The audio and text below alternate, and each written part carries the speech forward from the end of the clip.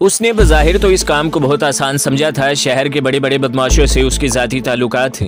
वो जब भी उन्हें इशारा करता नज़र मोहम्मद की किसी भी बेटी को उठाकर इसके डेरे पर पहुंचा देते। लेकिन गुज़श्ता 4-5 माह से वली मोहम्मद के घर की मुसलसल निगरानी कराने के बावजूद उसे अभी तक नज़र मोहम्मद का कोई सुराग नहीं मिला था।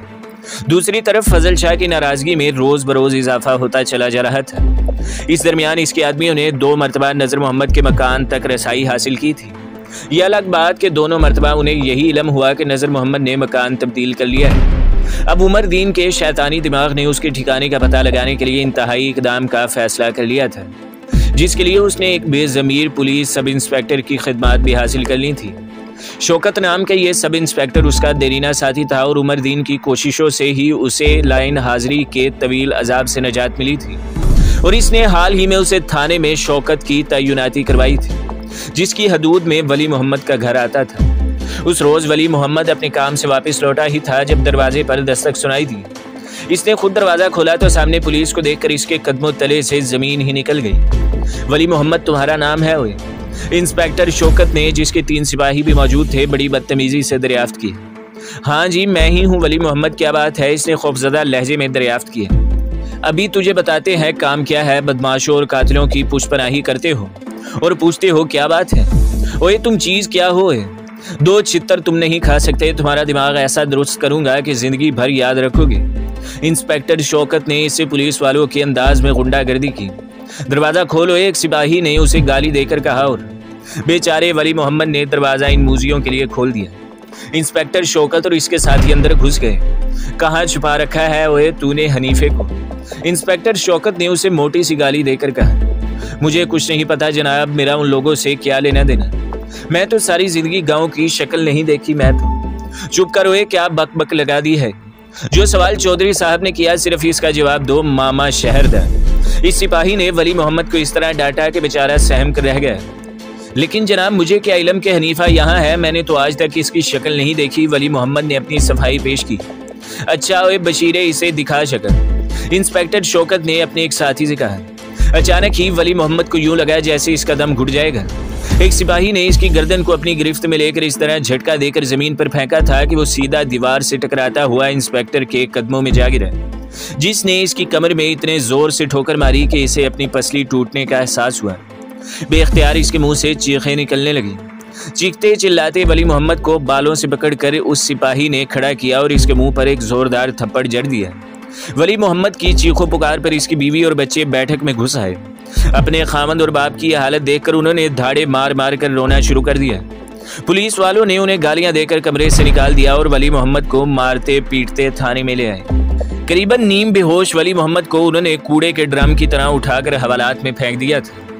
वली मोहम्मद जब कुछ देखने और सोचने समझने के काबिल हुआ तो बेख्तियार इसके दिल से हनीफ खान के लिए गालियां और बद्दुआएं निकलने लगीं, जिसकी वजह से जिंदगी में पहली मरतबा उसे इस नौइयत की जिल्लत से दोचार होना पड़ा। इसने तो इस खौफ से कि नत्थू खान की वजह से कहीं पुलिस वाले इसके घर का दरवाज़ा न देख लें, सारी जिंदगी शमशीर नगर का रुख नहीं किया था। लेकिन उसकी जिंदगी भर की मेहनत आज अकारत हो चुकी थी। जिस्मानी तकलीफ से ज्यादा बेइज्जती का एहसास उसके लिए जानलेवा होता चला जा रहा था। उसे ये समझ नहीं आ रही थी कि आज अचानक 4-5 माह बाद पुलिस ने उसके घर पर क्यों धावा बोल दिया। पुलिस ने हालांकि अपनी दानिश में उसको कुछ ज्यादा हाथ नहीं दिखाए थे, लेकिन बेचारे ढलती उम्र के वली मोहम्मद को अपनी हड्डियां दूर से चटकती हुई महसूस हो रही थी। अभी उसे होश आए चंद मिनट ही गुजरे थे जब सफेद कपड़ों में मलबूस एक ढलती उम्र का हवालदार इसके दरवाजे की सलाखों के नजदीक आकर बैठ गया। क्या हाल है वली मोहम्मद, मुझे नहीं पहचाना? इसने बड़े हमदर्दाना लहजे में दरियाफ्त किया। नहीं भाईजान, आप कौन हैं? वली मोहम्मद ने हाय हाय करते हुए पूछा। खैर जाने दो, फिर तुम्हें बता दूंगा, लेकिन तुम यहाँ कैसे आ गए? इसने दोबारा मक्कारी से कहा। भाई जी, खुदा रसूल सल्लल्लाहु अलैहि वसल्लम की कसम, मुझे कुछ इल्म नहीं कि हनीफा कहाँ है। मैंने तो इस मूजी की शक्ल कभी ढंग से नहीं देखी, वली मोहम्मद ने जान छुड़ाने के लहजे में कहा। देखो वली मोहम्मद, मैं तुम्हारा हमदर्द हूँ, ये लोग तुम्हारी जान नहीं छोड़ेंगे। पुलिस वाले मफरूर को गिरफ्तार करने के लिए इसके रिश्तेदारों की जान अजाब में ले आते हैं। तुम खामखा मारे जाओगे, अकल से काम लो। उसने हमदर्दाना लहजे में बड़ी राजदारी से कहा। लेकिन मैं क्या करूँ? उसने बेचारगी से जवाब दिया। एक तजवीज़ है मेरे पास जिससे तुम्हारी जान छुड़ जाएगी। क्या? वली मोहम्मद के मुंह से बेसाख्ता निकला। देखो तुम्हें इससे क्या लेना देना, उसने कौन सा जायदाद बेचकर तुम्हें हिस्सा दिया है। जिसको इसने दौलत दी है उसका अजाब भी वही भुगते। तुम्हें क्या मुसीबत पड़ी है इस जंजाल में फंसने की। तुम इन लोगों को नज़र मोहम्मद का एड्रेस दे दो, वो कुछ दे दिलाकर इनका मुंह बंद कर देगा। तुम्हारे पास क्या है देने के लिए, तुम इनका मुंह बंद नहीं कर सकते, हवालदार ने दाईं आंख दबाते हुए कहा। बात तो वो सही कह रहा था, वली मोहम्मद के दिल ने कहा। आखिर उसे क्या मुसीबत पड़ी है कि ये अजाब अपनी जान पर डाले। उसकी बेटियां जवान हैं, कहीं पुलिस वाले उन्हें भी ले आए तो। इससे आगे इसकी सोचें मुंजमद होने लगी थी। इसके गुमराह दिमाग ने कहा कि इसको मिला भी क्या है, सारी रकम तो वाकई नज़र मोहम्मद ले गया। वही अब इस मुसीबत को भी भुगते। ये बात भी ठीक थी कि इसके पास तो पुलिस का मुंह बंद करने के लिए रकम मौजूद भी नहीं थी। इसके पास देने के लिए क्या था? जो थोड़ा बहुत हनीफ खान ने दिया था, इससे बेटी ब्याह दी, लेकिन उसे नज़र मोहम्मद के घर का इल्म कहाँ था। शायद इसलिए नज़र मोहम्मद ने उसे नहीं बताया था कि उसे इल्म होगा कि कभी वली मोहम्मद पर यह वक़्त भी आ सकता है। कम वक्त कितना होशियार निकला, मुझे मरवाने के लिए कुर्बानी का बकरा बना दिया और खुद ठाठ की जिंदगी बसर कर रहा है। उसे याद आ गया कि नज़र मोहम्मद ने उसे 3-4 रोज बाद मिलने आना था। यही एक सूरत थी जिससे वो इसकी निशानदेही कर सकता था, जिससे इसकी जान छूट जाती। नज़र मोहम्मद ने 3-4 दिन बाद मुझे मिलने आना है, मैं उसे गिरफ्तार करवा दूंगा, लेकिन खुदा के लिए मुझे कुछ न कहो, मैं बेकसूर हूँ, इसने कपकपाते हुए कहा। ठीक है, मैं इंस्पेक्टर साहब से बात करता हूँ। और इसके हमदर्दाना हवालदार ने इंस्पेक्टर साहब से बात कर ली। मामला दोनों के दरमियान ये ठहरा कि जैसे ही नज़र मोहम्मद इसके घर आया, वो किसी बहाने वहां से बाहर आकर पुलिस को मुत्तला कर देगा और फिल वक्त उसे अपनी जान छुड़ाने के लिए 5000 रुपए पुलिस को खर्च पाने के लिए देने पड़ेंगे। वली मोहम्मद के बेटे ने रात को 5000 रुपए देकर अपने बाप की जान छुड़ाई, जिससे ढंग से चला भी नहीं जा रहा था। अपने घर पहुंचकर वली मोहम्मद 2 दिन तक अपने जिस्म को टकोर दी और जी भर के हनीफ खान की सारी नस्ल को गालियां दी, जिसकी वजह से उसे ये दिन देखना पड़ा था। उसने अपनी बीवी से साफ साफ कह दिया था कि अगर आज के बाद उसने अपने पिछड़ों से मुलाकात करने की भी कोशिश की तो वो उसे उनके घर में भेज देगा। बेचारी सहम कर चुप हो रही। वाकई इसका शोहर ये कुछ कहने में हक व जानिब था। तीसरे रोज जब वली मोहम्मद चलने के लायक हुआ तो नज़र मोहम्मद भी इसके यहाँ किसी काम से आ गया। इस दरमियान इसने सख्ती से अपने घर वालों को तंबीह कर दी थी कि वो नज़र मोहम्मद से इस सिलसिले में कोई बात नहीं करेंगे। नज़र मोहम्मद से सलाम दुआ करके वो बाजार से उसके लिए बोतल लेने के बहाने बाहर गया और करीबन भागता हुआ अपने घर से बमुश्किल 1 फरलांग की दूरी पर वाक़े थाने में जा पहुंचा। इंस्पेक्टर शौकत किसी काम से बाहर निकल रहा था। जब दोनों का आमना सामना हुआ, तुम जाओ, खबरदार उसे इल्म न होने देना, उसने वली मोहम्मद से कहा, जिसका सांस बुरी तरह फूला हुआ था। वली मोहम्मद ने उसकी नसीहत पर अमल किया और जब वो घर पहुंचा तो नज़र मोहम्मद के वहमो गुमान में भी ये बात नहीं थी कि वो थाने से होकर आ रहा है। वली मोहम्मद ने हिफ्ज़े मातकद्दुम के लिए उसे बता दिया कि उनके साथ क्या गुजरी। उसने बताया कि पुलिस को 10,000 रुपए देकर और जूते खाकर अपनी जान छुड़ाई है। नज़र मोहम्मद ये बात सुनकर कदरे घबरा गया। उसने जैसे तैसे बोतल जहर मार की और फौरन उठकर खड़ा हो गया। मेरे ख्याल से मुझे चलना चाहिए भाई वली मोहम्मद, हमारी वजह से जो ज्यादती तुम्हारे साथ हुई उसका अजाला तो नहीं हो सकता है, लेकिन मैं कोशिश करूंगा कि अब तुम्हें पुलिस तंग ना करे। लेकिन तुम भी ये बात समझते हो कि नाखून से गोश्त अलग नहीं किया जा सकता। बहरहाल तुम्हारी नत्थू खान से रिश्तेदारी है और पुलिस को तो मौका चाहिए किसी को तंग करने का। अच्छा, खुदा हाफिज। वली मोहम्मद के कुछ कहने से पहले ही वो बाहर आ गया। इसके वहमो गुमान में भी ये बात नहीं थी कि इसके साथ क्या होने जा रहा है। इस वक्त इंस्पेक्टर शौकत और इसके 3 सिपाही सफ़ेद कपड़ों में इसका ताकुब कर रहे थे। उनके पास 2 मोटरसाइकिलें थी, जबकि इंस्पेक्टर शौकत खुद एक कार में बैठा था। नज़र मोहम्मद को अगर मामूली सा शक भी होता तो वो होशियार हो जाता। यहाँ से उनके घर का फासला 5 मील से कम नहीं था। उसने ये फासला पैदल और बस के जरिए तय किया था, लेकिन अपने घर पहुँचने तक उसे इल्म ही न हो सका कि बलाओं ने सुगरा का घर देख लिया है। इंस्पेक्टर शौकत कानूनी तौर पर तो इसका कुछ नहीं बिगाड़ सकता था, लेकिन इसने अपने पुराने यार उमरदीन का हक़ नमक अदा किया। इसको यही जिम्मेदारी सौंपी गई थी कि वह उमरदीन के लिए नज़र मोहम्मद के घर का पता लगाए और उसने ये शैतानी कारनामा अंजाम दे दिया था। उमरदीन उस वक़्त अपने देरीना बदमुआश साथी शेरी के साथ उसके अड्डे पर मौजूद था जब उसे इंस्पेक्टर शौकत की तरफ से खुशखबरी सुनाई दी। उमरदीन के दांत बेख्तियार बाहर निकल आए। बिलाखिर उसे अपने शैतानी मंसूबे कामयाब होते दिखाई दे रहे थे। उसने शौकत का दिलो जान से शुक्रिया अदा करते हुए मुस्तकबिल में उसका एहसानमंद रहने का वादा किया और शेरी के साथ कार में बैठकर उस इलाके की तरफ चल दिया जिसकी निशानदेही की गई थी। उन्होंने नज़र मोहम्मद के मकान का अच्छी तरह जायजा ले लिया था और उमरदीन उसे इसकी ड्यूटी समझाकर वापस अपने ठिकाने पर लौट आया था।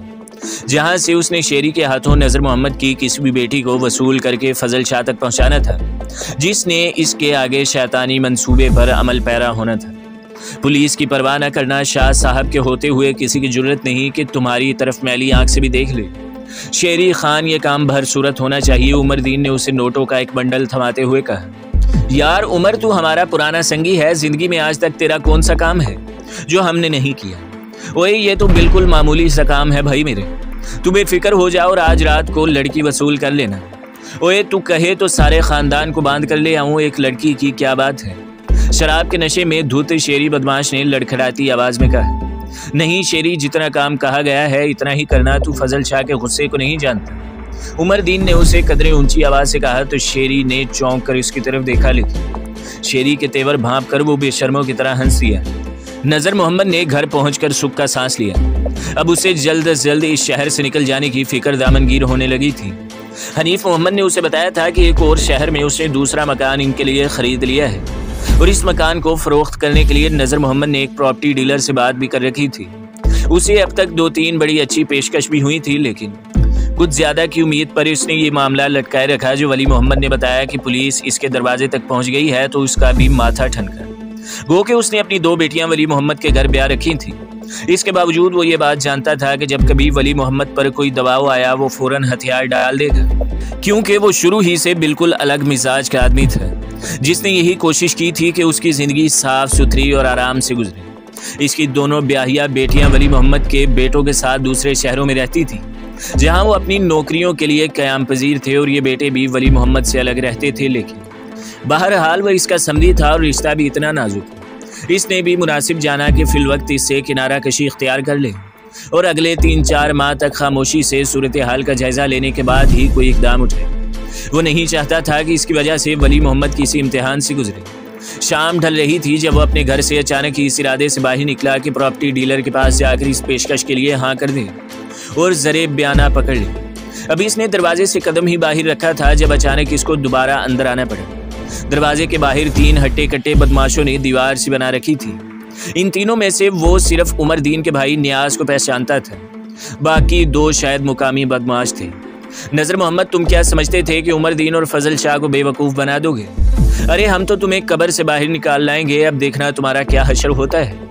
ये कहते हुए नियाज ने इसकी कमर पर इतनी जोर से लात मारी कि नजर मोहम्मद मुंह के बल परे जा गिरा। इससे पहले कि वो खड़ा होकर कोई चीखो पुकार करे, इनमें से एक बदमाश ने उसकी गर्दन इस तरह दबोच ली थी कि उसके लिए अपने जिस्म को हरकत देना और मुंह से आवाज निकालना भी मुमकिन नहीं रहा था। इस पोजीशन में वो इसे घसीटते हुए अंदर ले आए थे। जिस कमरे में वो आए थे वहां इस वक्त नजर मोहम्मद की बीवी और इसकी छोटी बेटी ज़ैनब मौजूद थी। हनीफ खान की बेटी सुगरा अपनी दूसरी बहन के साथ बाजार कुछ सौदा सलफ लेने गई थी। तीनों बदमाशों ने चंद मिनट के अंदर अंदर दोनों बूढ़ों को बांध कर एक तरफ फेंक दिया और अपनी मुदाफत में हाथ पांव मारती नजर मोहम्मद की बेटी ज़ैनब को मुर्गी की तरह अपने हाथों में उठा लिया। नियाज, बेगैरत कमीने इंसान, तुझमें हिम्मत है तो मुझे गोली मार। इस बेचारी का क्या गुनाह है? नहीं नज़ीरे, मैं तुझे गोली नहीं मारूंगा। तेरे जुर्म की सजा यही है कि तू जिंदा रहकर सारी जिंदगी अपनी बेटी की तबाही पर आंसू बहाता रहे। कल तुझे इल्म हो जाएगा कि शमशीर नगर के बासियों की आंखों के सामने तेरी बेटी के साथ क्या सलूक किया गया है। नियाज ने इसकी बेटी के साथ एक इंतहाई गलीज़ हरकत करते हुए कहा। रस्सियों से जकड़े दोनों मियाँ बीवी तड़प उठे। उन्होंने जालिमों की बहुत मिन्नत समाजत की, लेकिन उन दरिंदों के दिलों में इंसानियत का शायबा तक मौजूद नहीं था। उन्होंने रोती बिलखती इसकी बेटी को अपने कंधों पर उठाया और इसके मुंह पर हाथ रखकर उसे बाहर ले गए। नियाज़े, हनीफ खान तेरी नस्ल को बर्बाद कर देगा, तेरा खानदान नष्ट कर देगा। अगर वो जिंदा रहा तो तुझे कुत्ते की मौत मार डालेगा। नियाज ने नजर मोहम्मद की आखिरी आवाज यही सुनी थी। वो कह लगाता बाहर आ गया। नजर मोहम्मद और इसकी बीवी चीखते चिल्लाते अब बेहोश हो चुके थे। बदमाशों ने ज़ैनब को पहले से बाहर खड़ी अपनी जीप में फेंका और मोहल्लेदारों की आंखों के सामने ललकारे मारते और हवा में गोलियां चलाते उसे अगवा करके ले गए। मकान के बाहर सैकड़ों लोग तमाशा देखने के लिए इकट्ठे हो गए थे, लेकिन उनमें से किसी ने मुज़ाहमत करने की कोशिश न की। वो लोग हमलावरों को पहचानते थे, ये शैदी बदमाश के आदमी थे और इनमें से किसी के खिलाफ जुबान खोलना अपनी मौत को दावत देने वाली बात थी। अभी इस मोहल्ले में कोई ऐसा गैरतमंद नहीं पैदा हुआ था जो किसी की बहन बेटी की गैरत के लिए अपनी जान पर खेल जाता। ये तो तमाशबीन थे। इनका काम तमाशा देखना और इससे खत उठाना था। कभी कभी ऐसा भी होता है जब ये खुद हालात की सितम ज़रीफ़ी के हाथों तमाशा बन जाते, लेकिन उनकी कोशिश भी होती थी कि दूसरे का भला घर जल जाए, उनकी ज़ात पर आँच न आए। इस मजमे में से किसी मर्द ने यह हिम्मत ही न की कि मकान के अंदर जाकर एक नज़र इनके मकीनों की हालत का जायज़ा ही ले लेता है। उन्होंने तो पुलिस को इतला देना भी ज़रूरी नहीं समझा था। जब उनमें से एक सोशल वर्कर किस्म के बुजुर्ग ने उनकी सोई गैरत को जगाना चाहा तो अपने अपने कान लपेट कर चल दिए। दोनों नीम बेहोश बूढ़ों को रस्सियों से निजात सुगरा और इसकी बहन ने दिलाई, जो अभी अभी बाजार से वापस लौटी थी। अपने वालिदैन की यह हालत देखकर उनके लिए खुद पर काबू पाना मुश्किल हो गया था, लेकिन हनीफ खान की बीवी सुगरा, जो जहनी तौर पर किसी भी किस्म के हालात का मुकाबला करने के लिए शायद पहले ही से तैयार रहती थी, इसने अपनी आसान खता न होने दिए और अपने वालिदैन ही को नहीं बल्कि अपनी बहन को भी संभाले रखा। रात ढले तक नज़र मोहम्मद के ओसान बहाल हुए तो वो बादल नखासा पुलिस स्टेशन की तरफ चल दिया, जहां पहले तो किसी ने इसकी बात सुनने से ही इनकार कर दिया। जब उसने रो रो कर आसमान सर पर उठा लिया तो एक ASI ने उसके मुंह पर जोरदार थप्पड़ जड़कर उसे धक्के देकर थाने से बाहर निकाल दिया। इस पर दीवानगी तारी हो रही थी। अपने घर का रास्ता भी उसे ढंग से याद नहीं रहा था। सुबह ढल रही थी जब वो अपने घर इस हालत में पहुंचा कि उसका जहनी तवाज़न भी करीबन बिगड़ चुका था। घर वालों को अब इसकी जान के लाले पड़ गए थे। ज़ैनब ने अपने ओसान खता होने तक मुज़ामत की थी। वो जिंदगी और मौत से बेनियाज होकर इन गुंडों से टकरा गई थी। इसकी पैदाइश गांव में हुई थी और वह जानती थी कि औरत की इज्जत ही दरअसल उसकी जिंदगी होती है। एक मर्तबा इज्जत गई तो फिर जिंदगी भी हाथ से निकल गई। उसने उमर दीन के भाई को पहचान लिया था। वो जान गई थी कि इस हरामकारी के पीछे फजल शाह का हाथ है। शायद वो इसके बाप की सरकशी का इंतकाम उसे बेआबरू करके लेना चाहता था। अपनी खानदानी रिवायात को समझते हुए उसने ये तो जान लिया था कि अब घर जिंदा जाने का रास्ता भी इस पर बंद हो चुका था, कि जो लोग उसे अगवा करके ले जा रहे हैं इनकी हैसियत फजल शाह की हवेली के कुत्तों से ज्यादा कुछ भी नहीं। ये लोग उसे फजल शाह तक बहर सूरत पहुंचा देंगे। और फजल शाह ने इससे बहन का रिश्ता कायम करने के लिए अगवा तो नहीं किया था। इसके लिए अब एक ही रास्ता बाकी बचा था और वो था मौत। उसे मरना था। यही एक सूरत उसकी नजात को मुमकिन थी और किसी भी सूरत में वो किसी के लिए भी काबिल कबूल ना होती। उसने बेहोश होने तक इन गुंडों के साथ बहादुर मर्दों की तरह मुज़ामत की थी। ये लोग कितने बासर थे, ये कौन थे, कहाँ से आए थे, इनका फजल शाह से क्या रिश्ता था? उसे इन सवालात में से किसी का जवाब नहीं मिल रहा था। उसे तो बेहोश होने से पहले शिद्दत से अपनी बेचारगी और कानून की बेबसी का एहसास हुआ था, क्योंकि सारे रास्ते वो मदद के लिए चीखती आई थी। बहुत से रागीरों ने उसकी आवाज़ें भी सुनी थी, लेकिन कोई उसकी मदद को नहीं आया था। शायद ये सब नामर्द थे, बेगैरत थे, या फिर मुजरिमों के साथी थे, क्योंकि जुल्म पर खामोश रहने वाला भी जालिम का साथी ही होता है। नियाज और मकामी गुंडे ने उसे जीप की पिछली सीट पर अपने दरमियान बिठाकर बेबस किया हुआ था, जबकि अगली सीट पर एक गुंडा ड्राइवर के साथ बैठा उसे मजीद तेज जीप चलाने के लिए मुसलसल उकसा रहा था। उसने अपने हाथ में पिस्तौल पकड़ रखा था और उसे मुसलसल लहराता आया था। मुजामत करती ज़ैनब की गर्दन एक तरफ ढलक गई थी।